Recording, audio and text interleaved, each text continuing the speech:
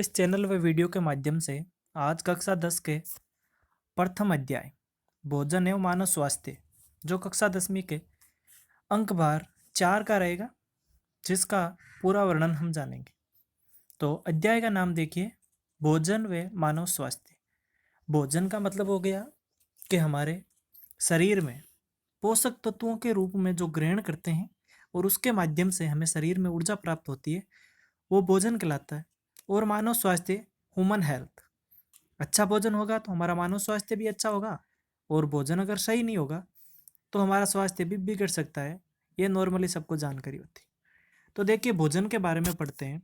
तो भोजन दो प्रकार के होते हैं, एक संतुलित भोजन और दूसरा असंतुलित भोजन, जो शुरुआती लाइनों में दिया हुआ है। आपको फोकस करके दिखा देता हूँ।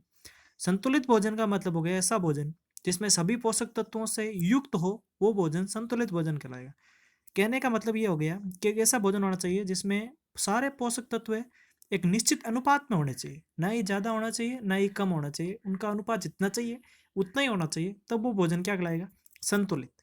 दूसरी बात करते हैं असंतुलित भोजन की। तो ऐसा भोजन जिसमें पोषक तत्वों की क्या रहेगी? कमी रहेगी। अब देखो, कमी भी रह सकती है, अधिकता भी हो सकती है।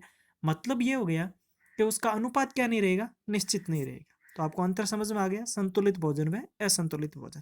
परीक्षा में आ सकता है, संतुलित भोजन और असंतुलित भोजन में अंतर क्या होता है? नॉर्मली ये अंतर होता है। अब देखिए, कुपोषण।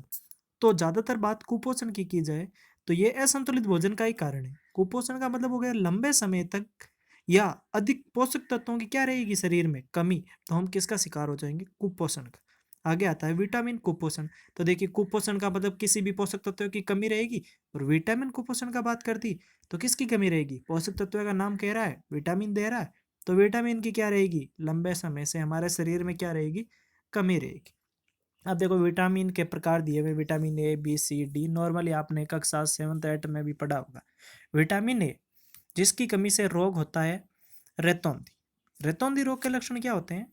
कि रात में दिखाई ना देना। रात में, जैसे हम मारवाड़ी भाषा में कह सकते हैं ना, रातिंदो, जो अधिक प्रकाश, वे बहुत स्लो लाइट में उनको क्या नहीं देता? दिखाई नहीं देता है। आंखों के आगे काला पर्दा टाइप से आ जाता है।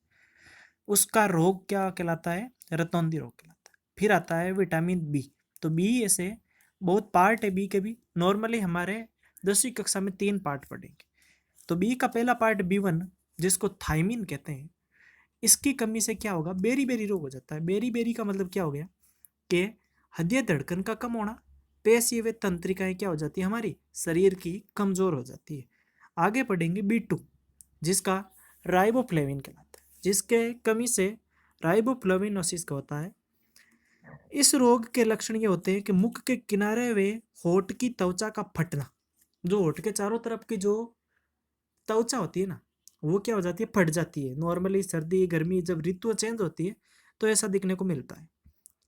ऐसा विटामिन B3 में भी दिया हुआ है, आप इस सारणी के माध्यम से देख सकते हो आसानी से। फिर देखिए, विटामिन सी के भी दिया हुआ है। स्कर्वी रोग होता है, मसूड़ों से क्या आता है? खून आता है। ये विटामिन सी की कमी से स्कर्वी रोग का लक्षण होता है। फिर विटामिन डी की कमी से रिकट्स रोग होता है, जिसमें पैरों की हड्डियां मुड़ जाती है, घुटने पास पास हो जाते हैं, चलने के दौरान उनमें बहुत कठिनाई होती है। तो ये देखिए, विटामिन के कुपोषण थे। समझ रहे हो? मतलब जिस मनुष्य शरीर में लंबे टाइम से जिसमें विटामिन की कमी होगी, विटामिन पोषक तत्व की कमी होगी, तो उसे विटामिन कुपोषण होगा और इसके ये पार्ट हो जाएंगे। अब देखिए, इसके लिए ट्रिक दी हुई है। राता बेर खाकेर रानी पसरी। पसरी का मतलब क्या होता है? एक तरह से हमारे मारवाड़ी में कहते हैं पसरना, सोना होता है।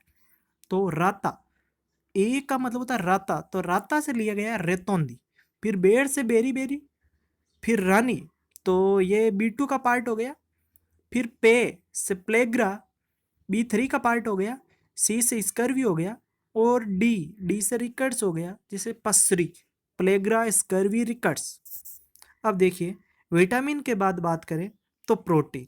क्यों? क्योंकि हमारे शरीर में पोषक तत्व विटामिन है, प्रोटीन है, कार्बोहाइड्रेट है, खनिज लवण है, जल है।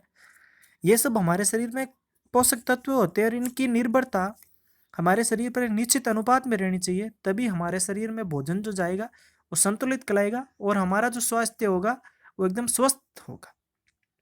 प्रोटीन कुपोषण दो प्रकार के होते हैं।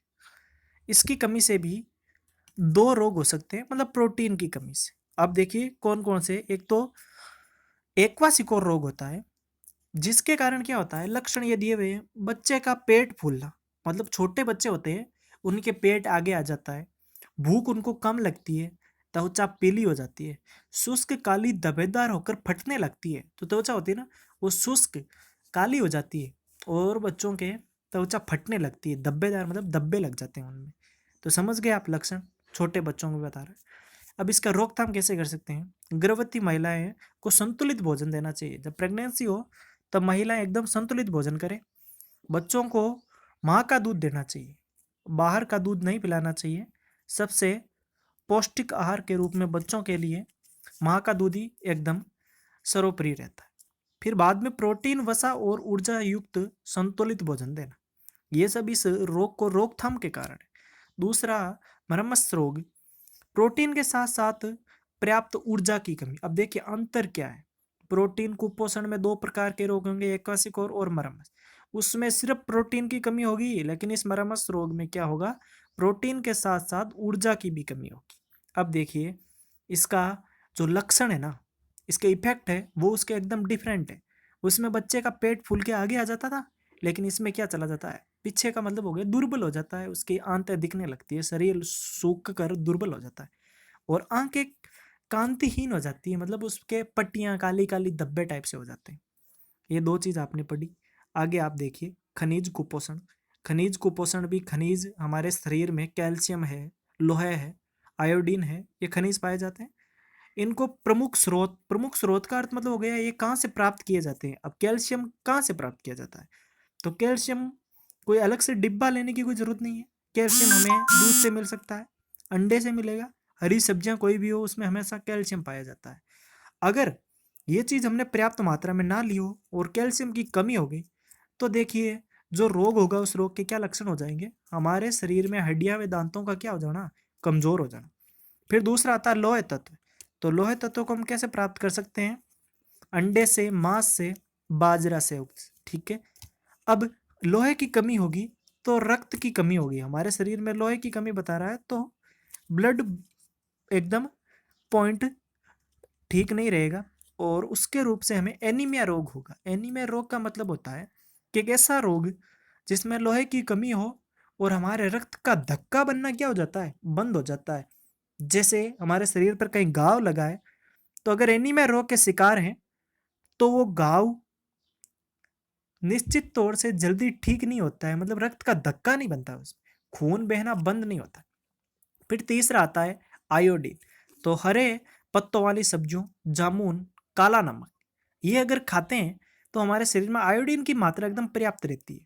अब देखिए आयोडीन की कमी से थायरोक्सिन हार्मोन के निर्माण में, थायरोक्सिन हार्मोन की कमी होगी जो थायराइड ग्रंथि निर्भर करती है। इसके कारण हमारे शरीर में जो गलगंटा पर गेंगा रोग होता है वो इस आयोडीन की कमी से होता है। इसके उपरांत हम देखते भी है कि आयोडीन की कमी की पूर्ति करने के लिए अगर ये रोग हमारे घेंगा रोग गलगंटा हो जाए तो हम नमक के कुल्ले करते हैं, तो ये हमारे शरीर में आयोडीन की मात्रा क्या करता है, निश्चित करता है। धन्यवाद। मैं शारदा बाल निकेतन से रामलाल जेठू। जैसा आपको वीडियो अच्छा लगा हमें कमेंट बॉक्स में ज़रूर बताइए। आगे भी आपको आगे के अध्याय के बारे में ऐसे ही प्रस्तुतिकरण दिया जाएगा। धन्यवाद।